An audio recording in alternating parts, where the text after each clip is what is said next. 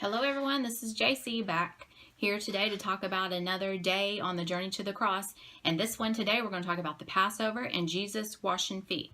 You say, huh? Jesus washing feet? Yep, stay tuned and you'll find out all about it.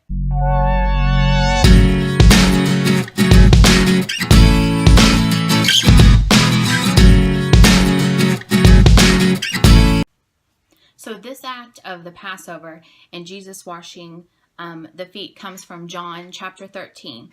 And you guys can go and read that. Now this act was Jesus showing the disciples and us too, his attitude of humility and servanthood. Now, washing feet in Bible times was not a sought after job. It was considered a servant's job, but it was also essential because, the roads were nasty back then.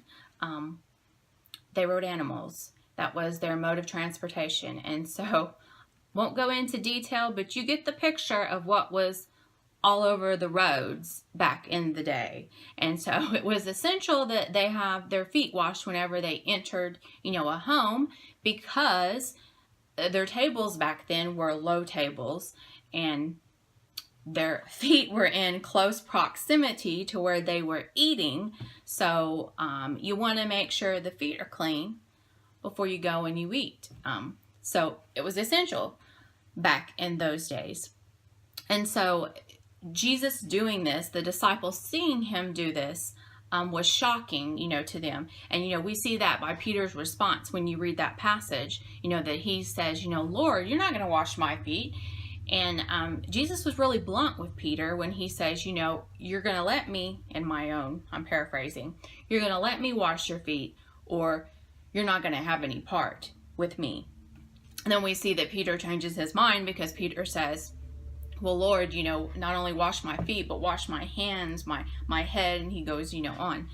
And so also, this was important for the disciples to see Jesus serving and a spirit of humility, because the disciples were kind of battling amongst one another, saying, well, I'm greater, no, I'm greater, no, I'm the greatest.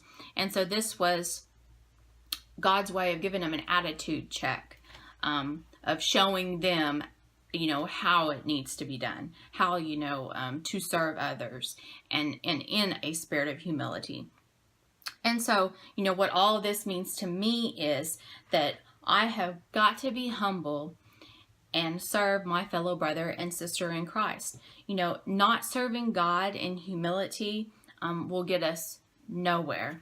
I'll have to say that majority of people don't really like somebody that's arrogant. I don't really care for somebody that's arrogant. It's not, something I want to be around all the time.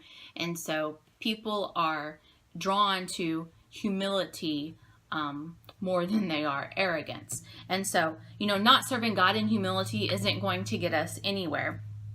And we see that, he's also saying that if you want to feast at my table of blessings, then you have got to be humble and serve one another.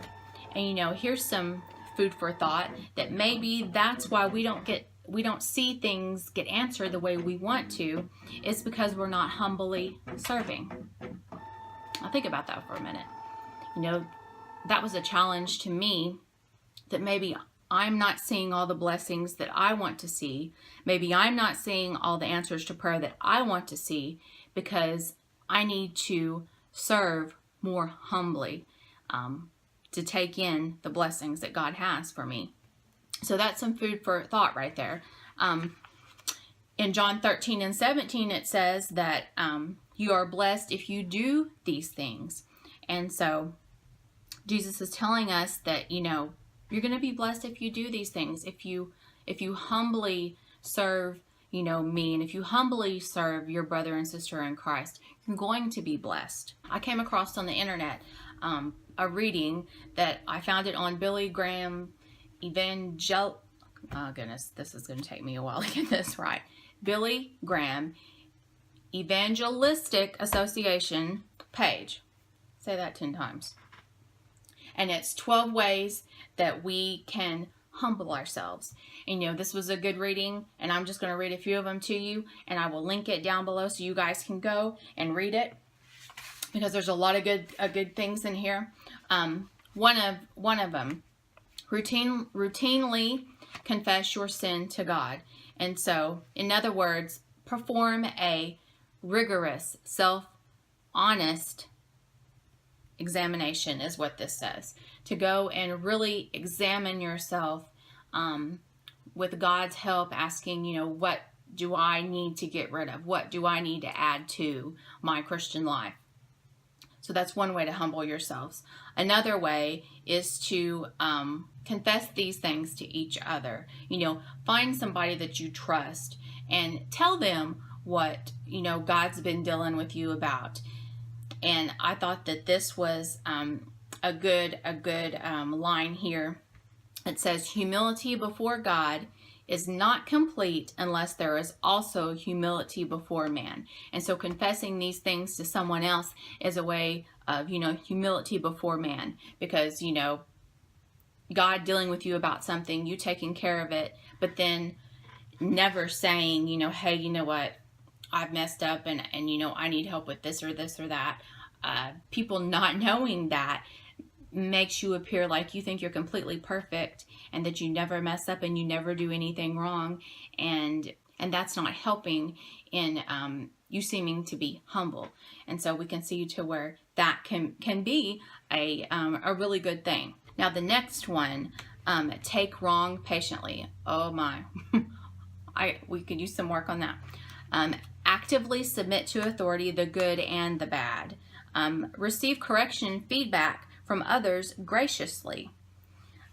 Accept a lowly place. So in other words, don't always push yourself to the front and think, I've got to be number one. I'm gonna get this. I'm gonna get that.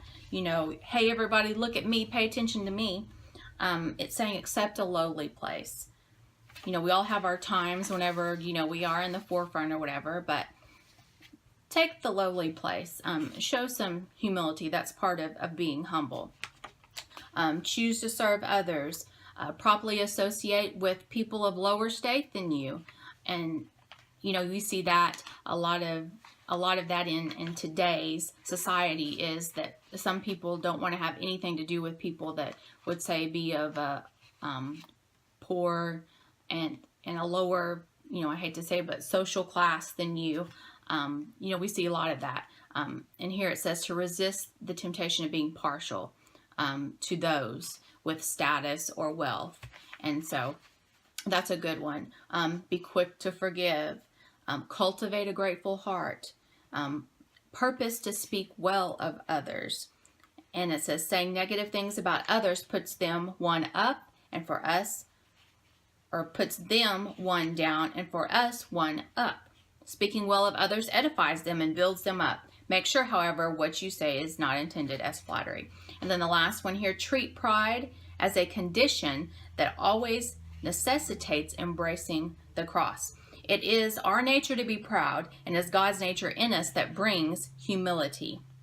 Committing to a lifestyle of daily dealing to ourselves and living through Him is a foundation for true humility.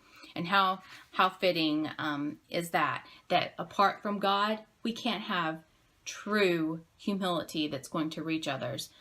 God having a part in us is what helps that humility come. And also I'd like to say that this was about the Passover and feet washing at our church, and how that I was raised is that every year, Easter week, we have communion one night, and in that same night we also have feet washing too. And I would like to say that if you guys haven't experienced that, find somewhere that does that and go and experience that. I would encourage you to go and experience that. When I was younger, I didn't really get it. It was embarrassing. It was weird. It was awkward. But now that I've got older and I more understand the background of it, that it's more about humbling myself to, wash my sister's feet, that I get more out of it, and that it is a blessing. I'm not going to tell you that you have to go do it. That's between you and God. pray. And if it's something that he lays on your heart to go and to do and to take part in, then go and do it. It's an awesome experience, and I think that you'll really enjoy it. And so the point of today: serve God, serve your fellow brother and sister in humility. Something that we need a lot of in our day and age is humility. So go and serve others with humility. And you know what I always say, and live your life with purpose. Thanks, guys.